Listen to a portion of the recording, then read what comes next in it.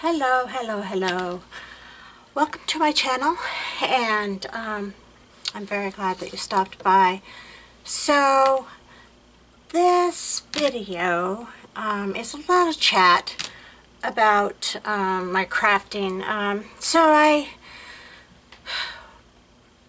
was sitting in the house the other day and I was thinking, oh, I should go out to my craft room, but then I'm like, you know, I'm just so tired of going out there and just piddling because I don't have any mojo.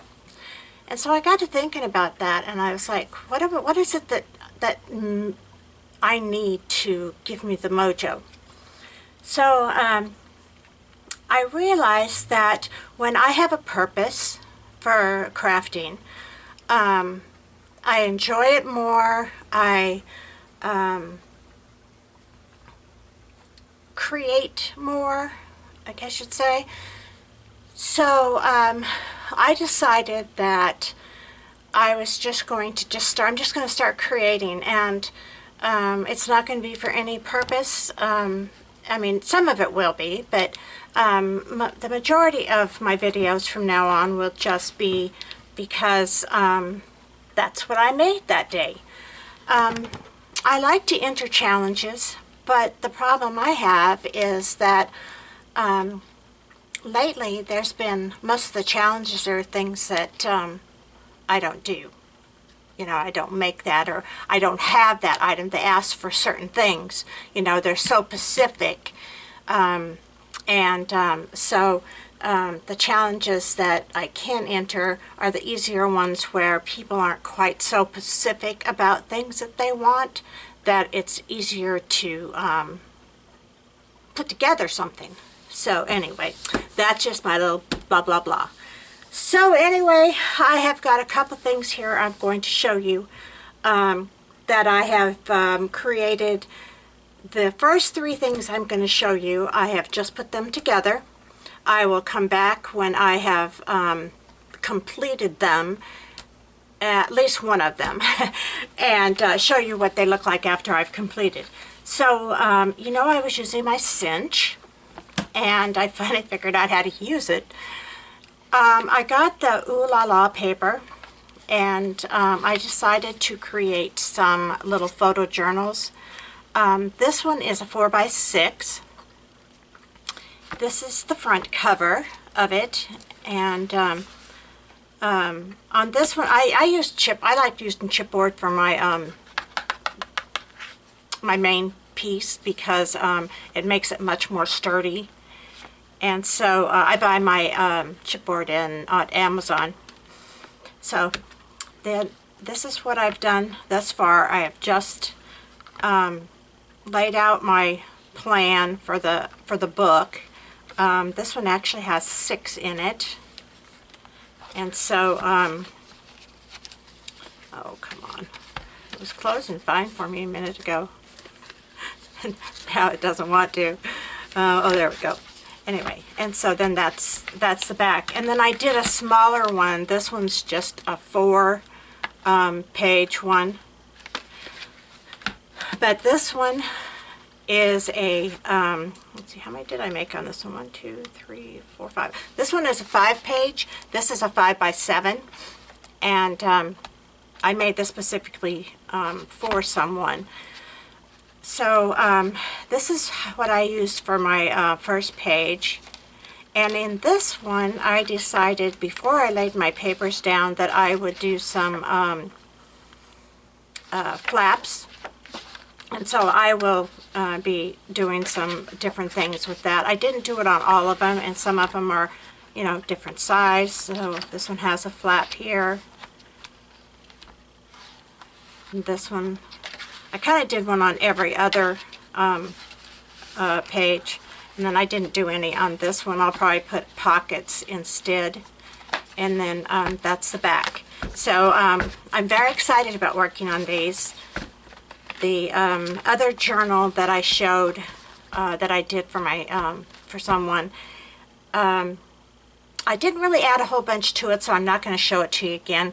I thought more about it, and I didn't want to take away from the country look of it, and so I didn't do anything else with that one too much. Just a few little things I put in there, a few little cards and stuff. So anyway, so that's what I have. So as I just said, I have decided to just craft, and the projects are not for any, unless I say they are, they're not for any specific reason, for any specific person. They probably just go in a box or on my wall or whatever. So this is my first one. And this is an altered canvas. 6 years ago, I bought a box of canvases this size on sale at Joann's. And I actually painted this one. I actually stenciled it in some blue, with blue paint, and I didn't like how it turned out. So I painted over it with this, the pink. But when I did so, because the blue was so dark, it showed through just a little bit. You see that, how that has the blue tint to it? And I have done layouts after layouts after layouts on this thing, and just never was happy with it. I decided it was getting done. So that's what I did. I found this picture on Pinterest. I printed it out, and what I really loved about it was the colors went really well with the canvas. In fact, I'm going to tell you a story. When I showed it to my daughters, they thought I had done something extraordinary. They thought it was painted on the canvas, because that's in person, that's exactly what it looks like. It looks like I had actually painted the picture on the canvas. But the truth is, I printed it out on my computer onto white cardstock. And then I just trimmed it down to where I wanted it. The colors match so well with the canvas that it does look like it's painted on the canvas, which just to me is extraordinary. I just think that's just, I never expected that. I laid it down using Mod Podge, and so I did go over the whole entire canvas with that. Because it's framed, you can't tell that it's not painted on there. I'm just so ecstatic with how well this turned out. I love, love, love this canvas. I thought I should do more, but I'm more of a simple crafter, I guess you'd say. I love that people can really just pack it on and everything, but when I do that, I don't like it.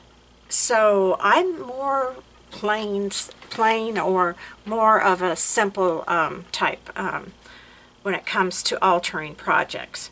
So I put this trim here that I had in my stash. It's only what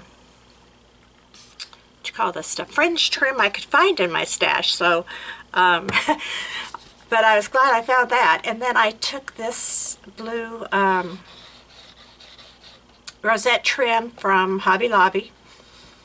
These are just a cut apart that I did from a lace trim that I had bought off eBay. I like to buy the stuff that I can cut down into things like this. That's what I specifically look for. And so I put those down. All my flowers are Wild Orchid Craft. This cute little cherub or angel here was gifted to me in a challenge that I ran several years ago, and I don't remember exactly who gave it to me, but I sure appreciate it. This is just some flat back trim that I have in my stash from a online store that I purchased from years ago. On the flowers, I had a crafter tell me about 5 years ago how that the best thing to do when you're going to do a project like this, to make sure so the flowers aren't so soft and everything, is to make sure you go over them a few times with Mod Podge. And I did that, and I love it because it does give a stiffness to them. It almost just makes it feel more real. And then, of course, I used some Tim Holtz Stickles around. I sprinkled that around while the Mod Podge was still wet. I just kind of sprinkled some of that on there. I was going to use some dust, glitter dust, but I realized then that would go all over, and you know, it was just, I didn't want that. But and that's it. That's all I did to it. But I'm just so pleased with it. I just love it. So, the other thing I did too is I did put some glossy accents on the roses here. And that's it. So that's my share. I hope you guys like it. If you do, please give it a thumbs up. And thanks for watching, everybody, and I hope to stop by again. Bye.